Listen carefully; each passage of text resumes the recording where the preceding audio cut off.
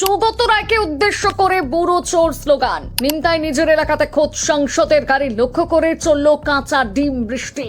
নিমতা থানার সামনে নজিরবিহীন ঘটনা। ডিম বিক্ষোভের মুখে পড়ে ফুঁসে উঠলেন তৃণমূলের বর্ষিয়ান সাংসদ। অভিযোগের তীর বিজেপির দিকে, পাল্টা কি জবাব দিল গেরুয়া শিবির? কি ঘটেছিল সাংসদ সৌগত রায়ের সঙ্গে, শুনুন।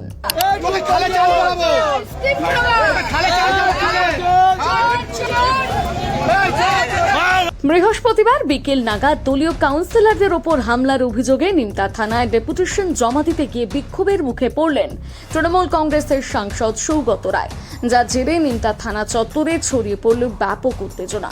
এদিন তাকে লক্ষ্য করে চোর চোর স্লোগান দেওয়া থেকে তার গাড়ি লক্ষ্য করে ডিম ছোড়া এক নজিরবিহীন ঘটনার সাক্ষী থাকলো নিমতা থানা চত্বর। ঘটনার সূত্রপাত বৃহস্পতিবার বিকেলে। শাসক দল তৃণমূল কংগ্রেসের দাবি, গত বেশ কিছুদিন ধরে নিমতা এবং উত্তর দমদমের বিভিন্ন এলাকায় তাদের দলীয় কাউন্সিলর এবং সাধারণ কর্মীদের উপর লাগাতার হামলা চালানো হচ্ছে।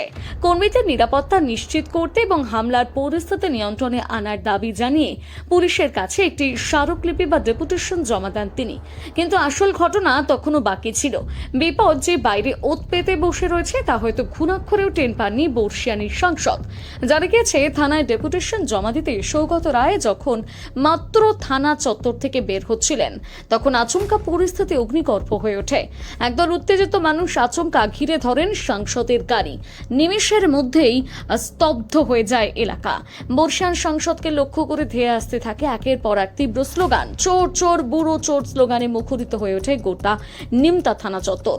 সেই সঙ্গে স্লোগান চলার মাঝে হঠাৎ সাংসদের গাড়ি লক্ষ্য করে ঝাঁকে ঝাঁকে কাঁচা ডিম ছোড়া শুরু হয়। ডিমগুলো সরাসরি গিয়ে পড়ে সৌগত রায়ের গাড়ির কাছে এবং বডিতে।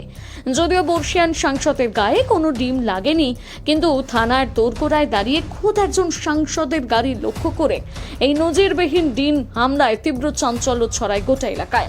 যদিও নিমতায় কারা বিক্ষোভ দেখিয়েছে তা স্পষ্ট নয়, তবে সৌগতর অভিযোগ বিজেপি এই ঘটনার পেছনে দায়ী।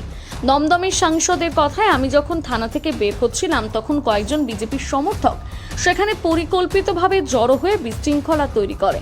তারা শুধু নোংরা স্লোগানই দেয়নি, আমার গাড়ি লক্ষ্য করে ডিম ছুঁড়েছে। পশ্চিমবঙ্গের বুকে এই ধরনের নোংরা ও প্রতিহিংসামূলক রাজনীতি অত্যন্ত দুর্ভাগ্যজনক। অন্যদিকে তৃণমূল সাংসদের এই গুরুতর অভিযোগ পুরোপুরি উড়িয়ে দিয়েছে পদ্ম শিবির। স্থানীয় বিজেপি নেতৃত্বের সাফ দাবি, এই ঘটনার সাথে দলের সাংগঠনিক কোনো যোগাযোগ নেই। হ্যাঁ, বাংলার রাজনৈতিক দলগুলোর এই কাদা ছোড়াছুড়ি নতুন কোনো বিষয় নয়, কিন্তু প্রশ্ন উঠছে অন্য জায়গায়। থানা চত্বরের মতন একটি সুরক্ষিত এলাকায় যেখানে খোদ একজন সাংসদ ডেপুটেশন দিতে আসছেন, সেখানে পুলিশের নাকের ডগায় কিভাবে এই ধরনের ঘটনা ঘটল? অবশ্য বাস্তবে এই ঘটনা সাধারণ মানুষের ক্ষোভ নাকি রাজনৈতিক ষড়যন্ত্র এর জেরে ঘটেছে তা খতিয়ে দেখছে পুলিশ। তবে এই ঘটনা যে উত্তর 24 পরগনার রাজনৈতিক পারদকে আরো কয়েক ডিগ্রি চড়িয়ে দিল তা বলাই বাহুল্য।